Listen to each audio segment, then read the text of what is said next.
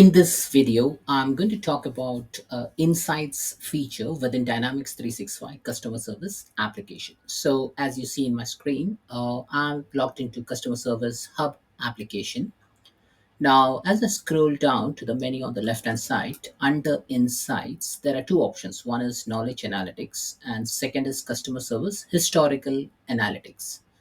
So if I click on customer service historical analytics, then it's going to render Power BI report with regards to some insights based on the cases which is present in the current system. Now, there are four tabs, namely summary, agent, topics, and copilot. On the first section, it will list down some key KPI insights discovered by the system. So, as you see over here, it says there was no change in CSAT, that the customer satisfaction across all cases over the specified period. There was no change in case volume across any channel. We could not find your case age or queue information. Now, it will just give you a summary of information. Now, in my tenant, I don't have much records. And also, I'm the only user who has been adding cases and resolving those cases. But then in your tenant, if there are many cases and there are multiple peoples who are interacting with the channel, then you will see some rich insights. So, example, it will show you that Girish has more cases compared to, say, Alex, or maybe Girish's customer satisfaction index is dropping over a period of time, or it will give you some information about the sentiments as well. Uh, as you see over here, you have got some filters. So there is a duration filter, there's a case origin, queue, agent, and time zone. So I can pick up whatever duration I want. If I want to see what was there in the last maybe 7 days or maybe last 40 days. Case origin. So it will list down all the cases which was based on either email, phone, or web. From a queue perspective, it will show you all the queues listed within your application and agents who are working on the case, time zone specific to an agent. So all this information you can filter out, and then based on that, the data will change. So if I change this to last 4 days, then this particular Power BI report will change the record. So as you see over here, there are not much record for the last 4 days. But if I change it to last 10 days, again, there are not much records. So if I make this to last 30 days, I can see a lot of records in the system. And then you will see a lot of nice visuals. So this is a car interface. Then there is a column chart. There's a donut chart. Uh, I can see open cases by case age, average CSAT trend, average sentiment trend, incoming cases by channel, case volume by status, and I see a nice visual which shows me how the case is progressing. So how many cases have been registered in the last 30 days.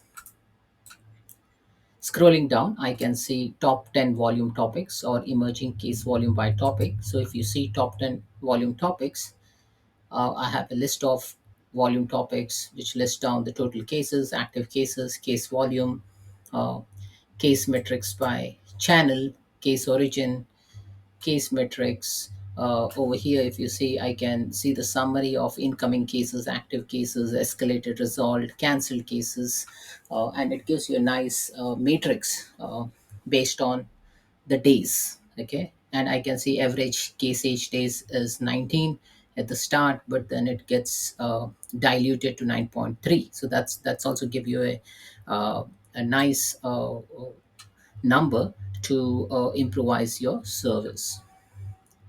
Now here, if you go to the another tab, you will see agent. So agent, again, this is based on agent. So if you see here, Girish Uppal has high active case and high resolved case. System has few active case and low resolved case. So if you have many users, many agent working within your organization, then you will see much more richer insight. So you need not derive the insight. Power BI will do that for you. As I do not have much record with regards to customer satisfaction, I'm not able to see any visual over here, but then it will give you a nice insight about customer satisfaction and sentiments for your organization. So this is how the graph gets rendered. Now this is under the context of an agent. Okay, as I mentioned to you, I have only one agent, so that's why you can see only my name over here. Then coming back to topics, Again, this is also based on the topics which you have selected. So if you see, this is item defective, maintenance information. So this is all coming from the sample data, and that's why I can say the total cases, active cases, case volume, escalated cases, resolved cases, listed over here in the form of a nice matrix. Copilot. So if you have enabled Copilot, and if you are utilizing Copilot to resolve your cases, or if you are exploring Copilot, now if you see here, I've explored Copilot on Jan 1st. Okay, and that's why it is showing me this one dot over here.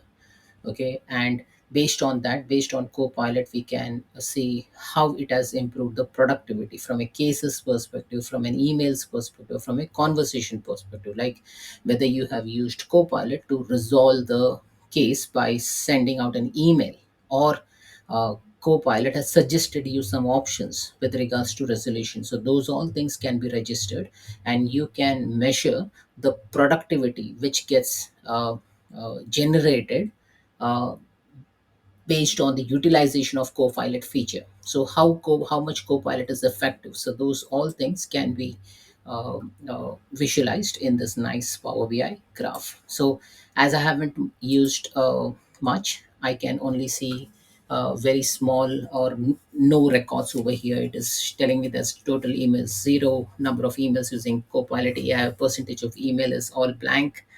From a conversation perspective, again, it will give you daily engaged conversation, average conversation handling time, conversation throughput, satisfaction, and all those information. Okay, now think about it, like if I go into summary, now this is by default, all the filters are selected over here, right? It says last 30 days or last 40 days or whatever. But if you are more a keen user on seeing only the last 7 days, or maybe last 2 days, or last 5 days, okay, and then you just want to see only the case origin with regards to either web or some other channel, okay, which you are interested in, then what you can do is, now I've just selected last 7 days. Okay, now I'm in this context now. Okay, so what I can do is I can uh, go into bookmark, and I'll say I'll create a new bookmark, and I'll say 7 days, maybe bookmark. Okay, and I'll save this. Okay, now this is under the context of last 7 days. So let me make this as last 30 days. And if I just make case origin as web, okay, so web is 10 cases. Okay, so then what I'll do, I'll go to a bookmark, and I'll create another bookmark, and I'll call this as uh, web channel bookmark. So I can create multiple bookmark based on my filter selection, and it gets saved. Okay, now whenever you want to update a bookmark, you can click on update bookmark. However, I don't want to do anything now. Now see here, now I've selected case origin web as 10, so that's under the context. So if I click on bookmark, if I select 7 days bookmark, then watch what happens over here. Okay, so if I click on 7 days bookmark, then that report gets refreshed, and it will show you only last 7 days record for that particular uh, report. And I can create multiple bookmark, I can delete the bookmark, I can pin the bookmark. Let me pin this, I can set this as a default bookmark. So whenever this report gets loaded, then it will only show web channel bookmark. I can reset the bookmark as well. So that's a nice handy feature provided by Power BI. Now, these all things are fine, but where are all this information stored in the backend? Okay, so if you go to Power Apps, make.powerapps.com, go into the right environment, go into tables, then under tables, if you just search for analytics, okay, if you select all and if you search analytics, you will see a bunch of tables. Okay, like the first one was Dynamics Customer Service Analytics. Now, I believe earlier, this table was used to store the analytics related information, but now Microsoft is using customer service historical analytics table to store the information with regards to Power BI report.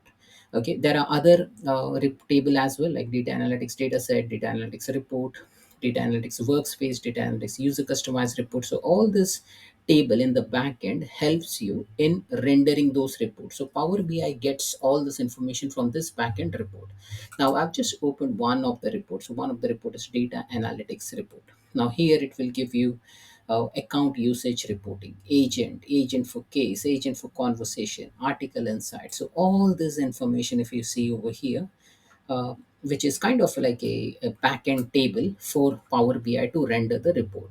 Okay. Then there is another table called as customer service historical analytics. Now, the thing which we saw in the report, like agent, Copilot, summary, topics. Okay. So if I just navigate over here, say summary, agent, topics, Copilot, it's all coming from this particular table.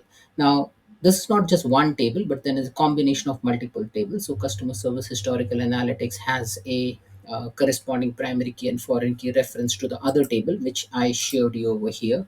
And then from here, the report gets generated. So if you go to data analytics data set, then here you will have all this information, like data analysis data set columns and data over here.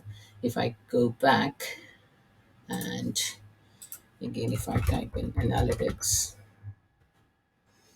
I can see data set, data analytics report. So if I go to data analytics report, it will have some sort of record, like account usage reporting, agents for cases, and so on and so forth. Okay. So all this columns, all this data is meaningful for Power BI to render the report in the backend. Yeah. So that's it, folks. This is all about customer service historical analytics report in Dynamics 365 Customer Service Hub application. Thanks for watching.